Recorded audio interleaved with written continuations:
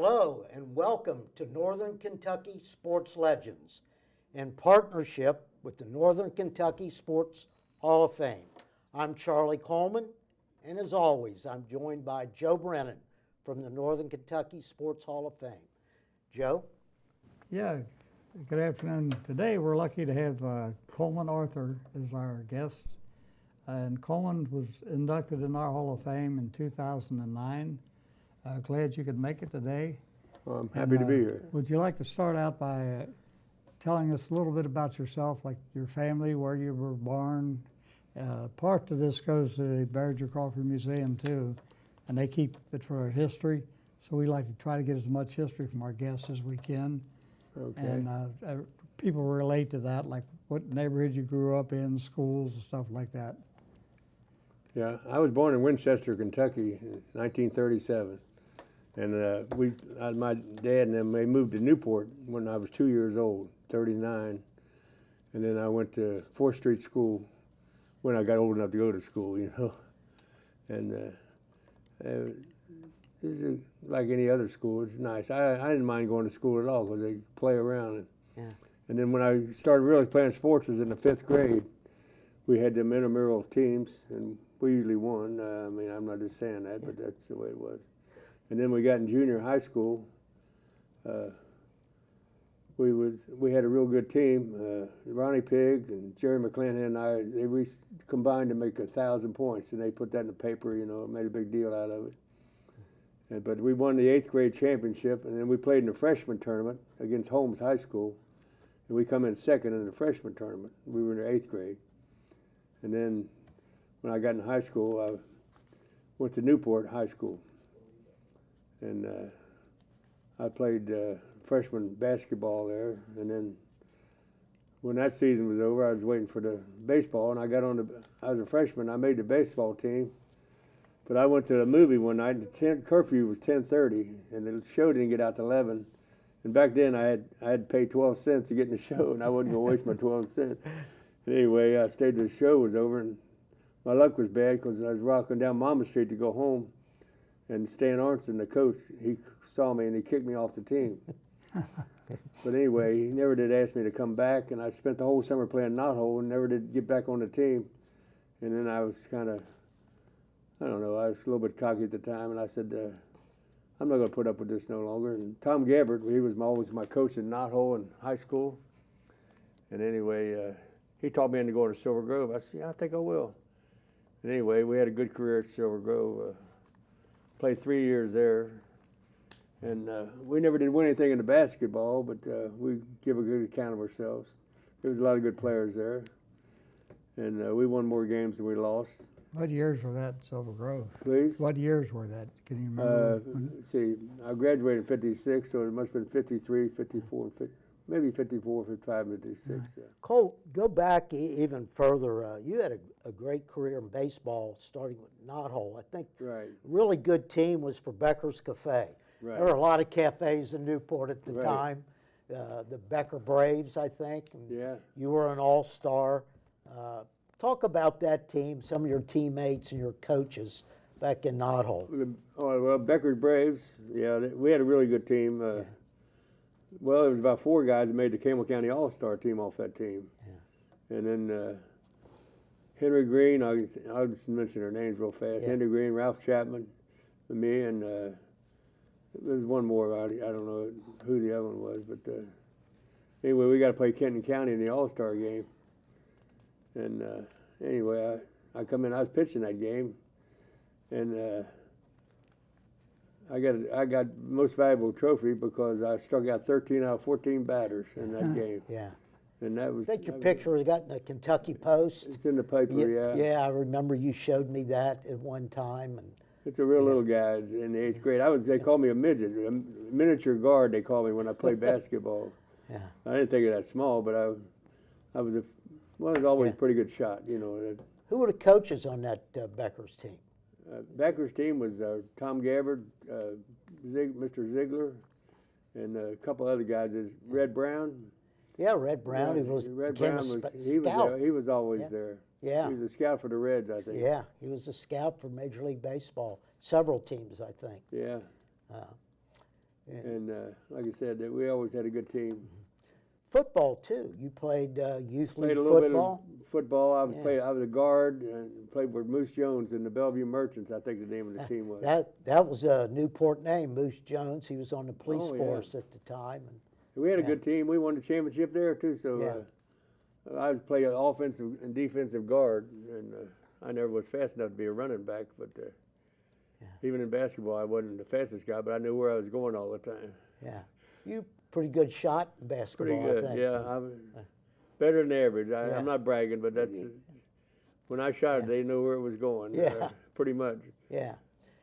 Did you learn a lot of those skills playing on those schoolyards in Newport, 9th Street Oh, yeah. schoolyard and so on? Oh yeah, we played a lot of guys. They come from Covington and all over.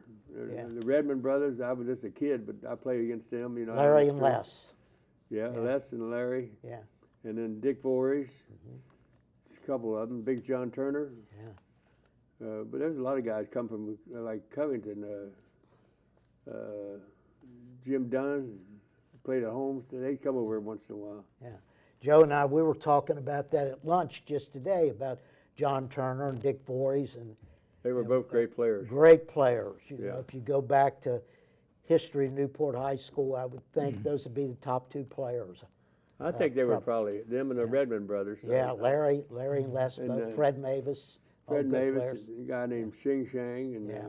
Yeah, a Ed couple other Huffman. guys, but they were way Yeah. ahead of me. But I used to go up there and watch them when I get a chance. Yeah, yeah. What about in football? You said Moose Jones coached you. Yeah. And did you play football at Newport Junior High? No, they didn't have Okay. a. Okay. But anyway, I didn't play football after that Pee Wee league.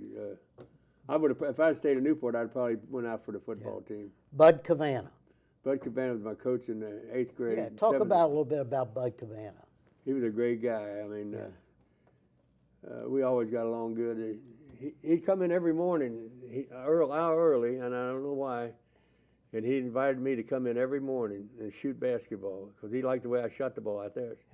Yeah. And I'd go up there an hour before school every morning and shoot. He'd turn on one light on the basket, and I'd sit there and shoot it. Yeah. Just practice, you know. Yeah.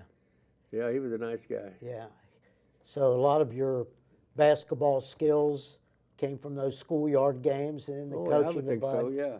and Bud Cavana. And we always played it up in the competition, and that helps you out, you know. Yeah, yeah. If you were playing against Turner and Voorhees and those guys. Well, and Turner and Voorhees were behind me, but they were top-notch players at the time. yes, they you know. were. And I lived right down the street with Voorhees. We was only 3 or 4 blocks apart. Yeah, And we play out. He was one of the toughest guys I ever tried to guard, yeah, or he guarded me. He was tough. yeah.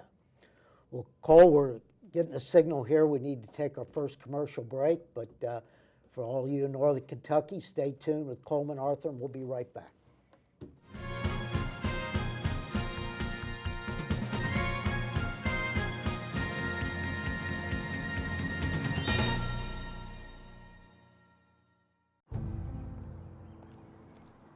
It's always been a part of me to fight for those who couldn't fight for themselves. Whether on my block or around the world.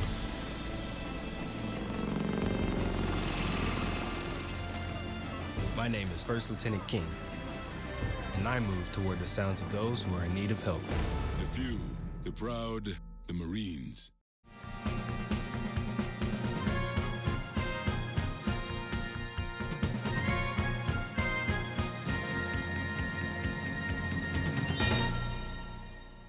And welcome back, Northern Kentucky, as we continue our show with Coleman Arthur from Silver Grove High School. And Joe, I'm going to kick it to you, and I think Cole wants to talk about his high school coach. Yeah, Cole, before we get to your high school coach, to follow up on your family, you said you weren't born in Newport, but you grew up when you came here. Yeah. Growing up, but did you have other family, brothers, sisters? Yeah, I had, well, there was 9 of us in the family. I had 5 sisters and, well, I had 3 brothers. Yeah. And I've only got 2 sisters left and me. And I had an older brother and 2 younger ones that passed away.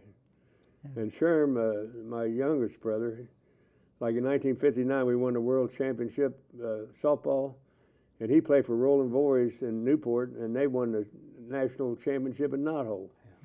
So that was pretty nice. I was in high school with Sherman. You Yeah, know, he was a good good athlete, player. good pitcher. Yeah, That's what I remember. He was tough. I taught him everything he knows. Yeah. Well, you probably did, big No, brother. not really. Yeah. But anyway, he's talking about Tom Gabbard. He was, well, knothole, like I said, when he started when about 10 or 11, 12 years old in the knothole Class C. And he was my coach all the way through. West End of Newport guy, right? Yeah, he lived down on York Street in Yeah, Newport. Yeah. And back in the day, most people, for history purposes, most people don't realize that Silver Grove was a small school at the time. Right. But during the 60s, they were really competitive against all your major competitions, against I think Covington Holmes, yeah. Covington Catholic, Newport. They were all really good in basketball and that. And Silver Grove would hang in there with all of them. Yeah, we like I said, when we won the was runner-up in the regional, when I was a senior, we played Newport. I don't know if we want to talk about that now. We're talking about baseball, Okay. right? Yeah, And that's baseball. what you Yeah. were referring Yeah, to. when you baseball, yeah. Played Newport and And we got to play them in the regional, and they were always the best team around. I thought, you know, Newport Catholic, and stuff like that. But Silver Grove had a real good team. We were competitive. There ain't no doubt about that. well, let's talk about that 3-2 Silver Grove victory over That's the right, yeah, I was Wildcats. getting ready to get to I, that. I think Cole Arthur hit a home run in that game. Yeah, too. we were playing Newport, and I was pitching that game. We was losing 2-1. And anyway, like I said, like I told them in one interview, there's a bunch of girls behind there razzing me because they knew me from being at Newport, and they said this guy can't hit or nothing. And I ain't gonna finish the story, but anyway, I hit a home run and tied the game, and that made me really happy. But then in the 7th inning, Charlie Baker, they tipped his bat and he got on first base, and my good friend hit a single to right, and we won the game 3-2, and knocked him out. Yeah. And I don't think they ever forgot that either. no, did they didn't. They see Les Temple they didn't start him. He was the best pitcher they had, Yeah. and Kenny Pigg, I guess his name was. I They remember. he was a good player too. Now don't get me Yeah. wrong, but he was like be second string to Les. Yeah. And but they didn't get a chance to play. So Yeah. then the next day we played Newport Catholic, like I said, and they was always a powerhouse, and they beat us to go down state. Yeah. Take some time. I think you want some time to talk about your relationship with Tom Gabbard, a guy that had coached you from Knothole through high school. Oh yeah. Tell us about that relationship. you Well, it was developed. always a good. Even when I was in the Class C knothole, Tom Gabbard, he was my coach. And anyway, that one year, he gave me a ball glove, a brand new ball glove. He said I was the most valuable player on the team. And I said, boy, I was glad to get that glove because mine was wore out, you know. Anyway, he was always a good friend to me, and he was just a good guy. And like I said, he was my coach, knothole, and then all the way through high school. I think you described him not just as your coach, but as your friend. Oh, yeah, I would think so. He was one of my best friends. Yeah. I mean, he used to work down at the Newport Sporting Goods. Him and Red Bartlett, and Tom worked in there.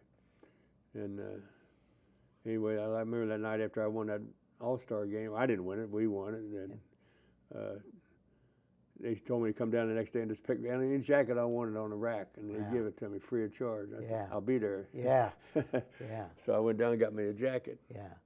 Now, when you went to the Grove from Newport, weren't there one or two other guys from Newport that ended up out at Silver Grove as well? Well, yeah, like I said, and Yeah. that like Charlie Baker, he said, Cole, after the game was, he said the Newport boys did it to him. So, well, I hit the home run. Charlie scored a winning run. He got on first and stole second. And then Frank Hilton, another Newport boy, he hit the single. So all three boys come back to haunt him a little bit. Yeah. You know, I know the backstory on that, but a lot of people don't. So I'm glad we got it here on record now. Yeah. About that game and that experience of playing against Newport at Silver Grove, but it was Newport guys that ultimately won that game. Yeah, that's what he said. Three Newport boys got a hold of him. Yeah. Switched to basketball a little bit at Silver Grove. You played alongside a guy named Buddy Goodwin. That was Buddy also, Goodman. And you and Buddy Goodwin, I think, were both honorable mention All-State Right. your senior years. Yeah. Buddy was when he was a junior or senior. But see, I was 1 year ahead of Buddy. Okay. And he was one of the best players I ever seen out there, I think. Yeah. He played at UK. He went down and played freshman year down there. At the University of Kentucky. Now, Tom Gabbard was your basketball coach, too. Is that right? Yeah. Yeah.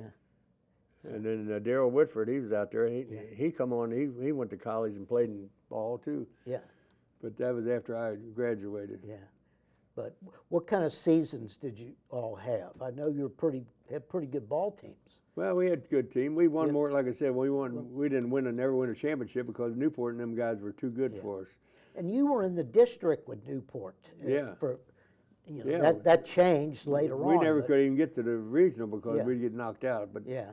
there was other good teams that had teams like Bellevue and Dayton. They usually had nice teams too. Yeah. Bellevue had some good teams there in the 1950s. Yeah, oh yeah. In baseball and basketball. So, well, I think it's about time we take another break. But when we come back, we're going to talk about your softball career and that Yorkshire team that won the World Championship. All right. And I think we can probably take a whole segment on that. Yeah, So, that was a great team. a great team, and we'll be right back and talk about the Yorkshire Softball World Champs 1959. 59, yeah. So we'll be right back.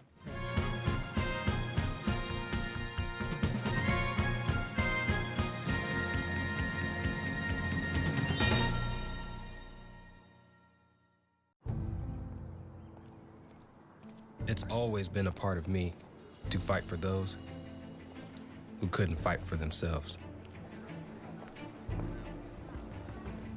Whether on my block or around the world.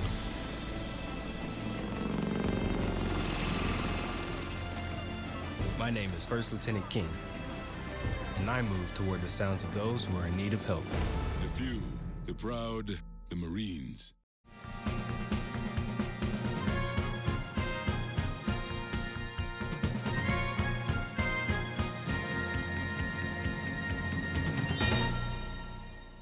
And welcome back as we continue with Cole Arthur of Silver Grove. Before we get into the softball that I promised about, I don't know if you realize you were the very first big train to score 1,000 points at Silver Grove. Did you know that? I didn't know it till I looked up the records, and I said, hey, that's not bad. Yeah, thanks to Grady Brown. Grady Yeah. Brown gave me that information, but you're a member of the 1,000-point club, but you were the first member of the 1,000-point club at Silver Grove. So quite an accomplishment and a record that will stand forever because you were the first. So as promised, Joe, I'm going to kick it to you. I know you're a softball enthusiast, and Cole played on that World Championship team. Yeah, Cole, could you just tell us a little bit about Yorkshire Tavern when you won the World Championship with them, and tell us a little bit about how you felt going through the season and some of your teammates. Oh yeah, well we had a great team, and then we wind up winning the city, and then we got to go to the World Championship in Cleveland, Ohio, and we picked up 3 guys to go with us: Walt Weary, Whitey Brown, and Myron Reinhardt, 3 of the best players around, and that really made us a strong team. So we went to Cleveland to play, and we won our first game. I don't remember what, but the second game we played the defending champions. And we beat them 2-1. I was just lucky because they were big power hitters, and they tried to hit it over the fence. I mean, out over the people's head. And anyway, we got a rundown, and they scored the winning run. And then after that, then we lost to Sheffield Browns of Detroit. And they said we couldn't even play in their minor league. I said, oh, okay.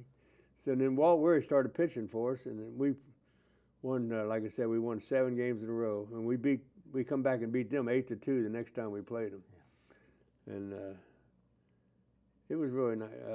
It's just unbelievable you win that many games, and because every time you played, the competition got stronger because teams that only lost one was 2-and-out tournament. They'd come down, and you'd have to play them, and then we got the Duffys of Louisville, and they were undefeated, and they had a really good team.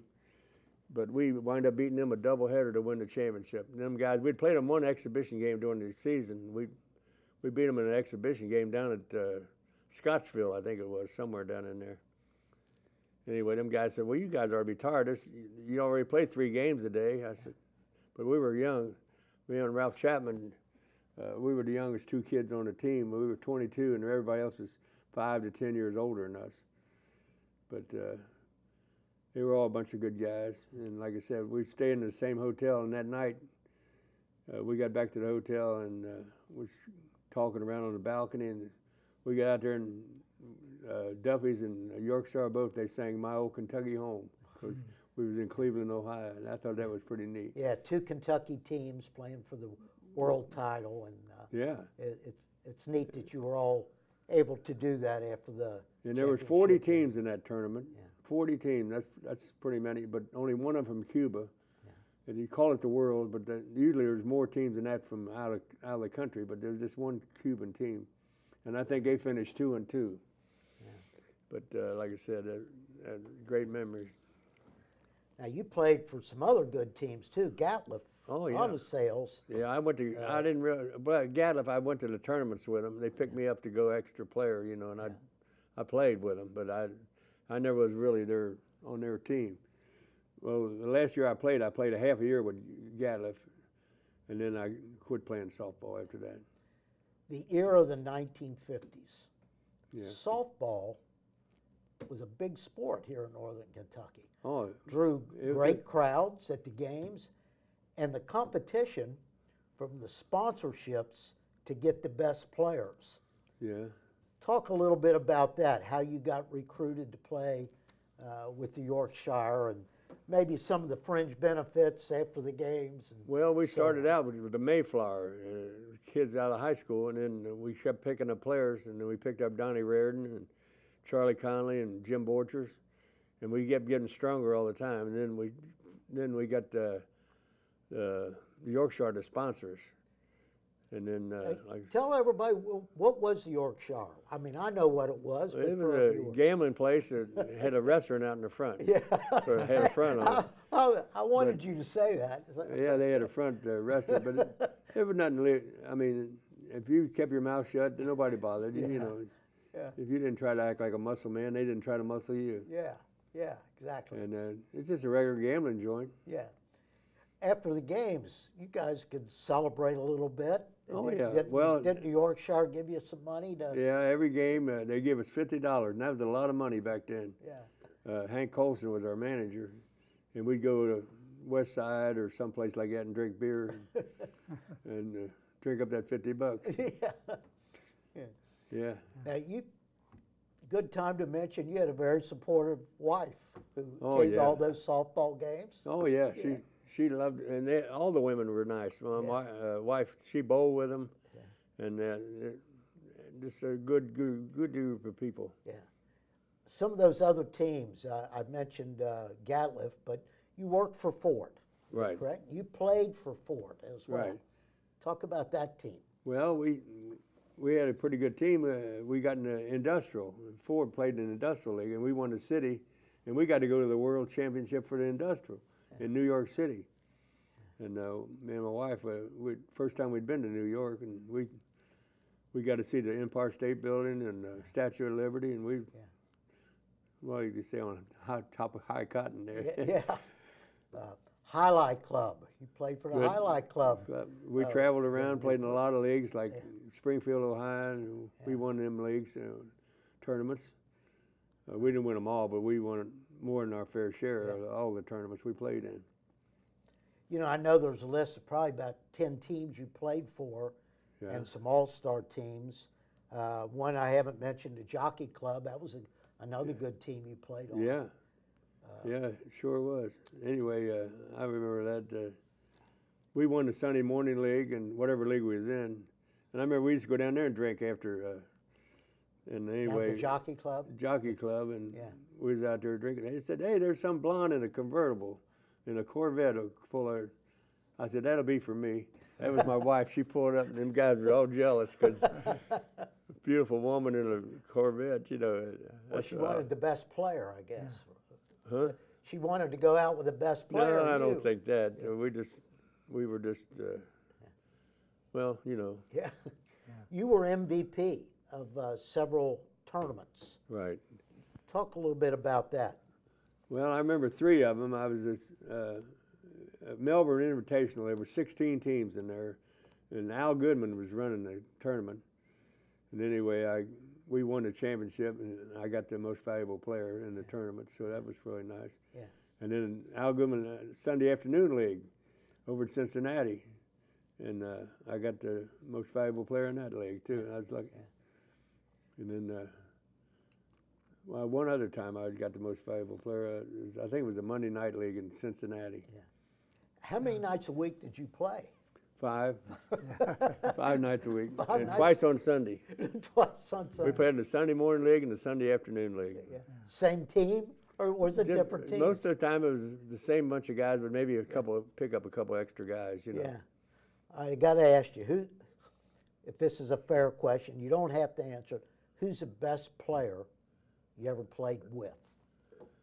Well, I always say it's in between 2 guys. Donnie Reardon, he played with us, and Myron Reinhardt, I always played against him most of the time. They're the 2 best players, I would say. And then, like I said, Walt Weary coming along, but I don't think he impressed me as much as these 2 guys on a basis, you know, standard basis. All right, final question. Who's the best player you played against? Well, Myron Reinhardt, I would think. Okay, same answers. Yeah. Well, thank you for coming down today, Cole, and on behalf of Joe and I, the Northern Kentucky Sports Hall of Fame, which you are a member, thank you for coming down, and you had a great career, and we're glad to highlight that today. I appreciate it. I appreciate it. All right. Thank you. And there you have another Northern Kentucky Sports Legends, and we'll see you next time.